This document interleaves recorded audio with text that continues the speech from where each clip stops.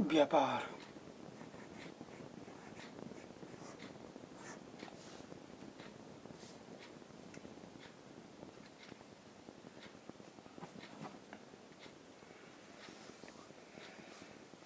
उत्तर के काले पॉलिश वाले बर्तन खूबसूरत, खास तौर से इनकी कटोरियाँ और थालियाँ इस उपमहाद्वीप के अनेक पूरा स्थलों से मिली हैं। जहाँ ये बनते थे वहाँ से व्यापारी इन्हें ले जाकर अलग अलग जगहों पर बेचते थे। दक्षिण भारत सोना, मसाले, खास तौर पर काली मिर्च तथा कीमती पत्थरों के लिए प्रसिद्ध था। काली मिर्च की रोमन साम्राज्य में इतनी मांग थी कि इसे काले सोने के नाम से बुलाते थे। व्यापारी इन सामानों को समुद्री जहाज़ों और सड़कों के रास्ते रोम पहुंचाते थे।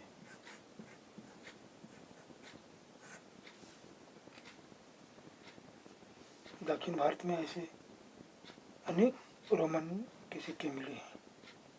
इससे यह अंदाज़ा लगाया जाता है कि उन दिनों रोम के साथ बहुत अच्छा व्यापार चल रहा था। व्यापारियों ने कई समुद्री रास्ते खोज निकाले।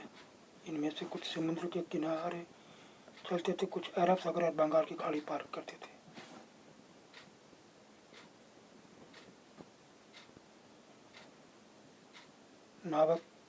नाविक मानसूनी हवा का फायदा उठाकर अपनी यात्रा जल्द पूरी कर लेते थे। वे अफ्रीका या अरब के पूर्वी तट से इस उपमहाद्वीप के पश्चिमी तट पर पहुंचना चाहते थे तो दक्षिण पश्चिमी मानसून के साथ चलना पसंद करते थे।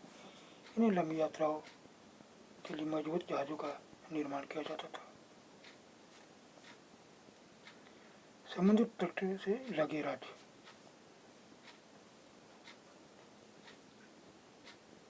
इस उपमहाद्वीप के दक्षिणी भाग में बड़ा तटीय प्रदेश है। इनमें बहुत से पठार, पहाड़ और नदी के मैदान हैं। नदियों के मैदानी इलाकों में कावेरी का मैदान सबसे उपजाऊ है।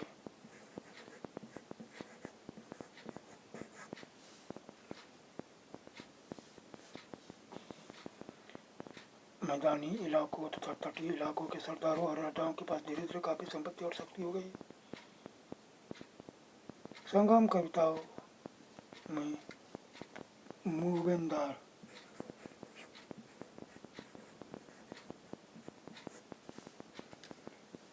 की चर्चा मिलती है। यह एक तमिल शब्द है जिसका अर्थ मुखिया है।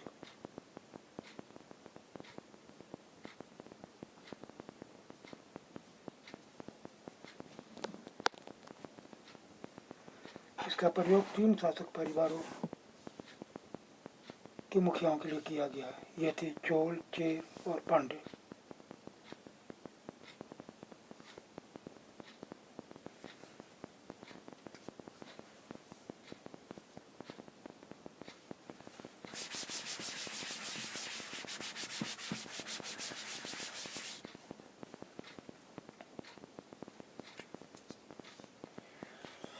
करीब 300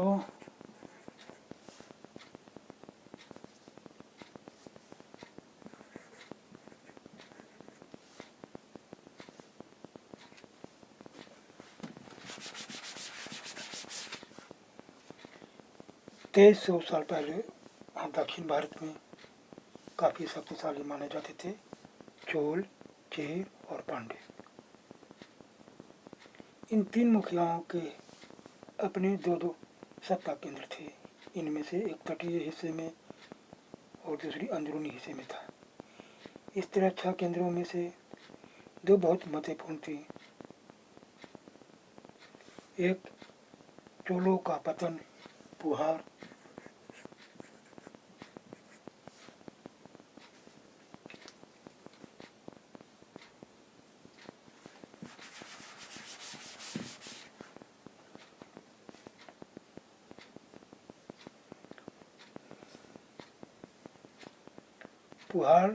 या कावेरी पत्तनम। दूसरा पांड्यों की राजधानी मदुरै।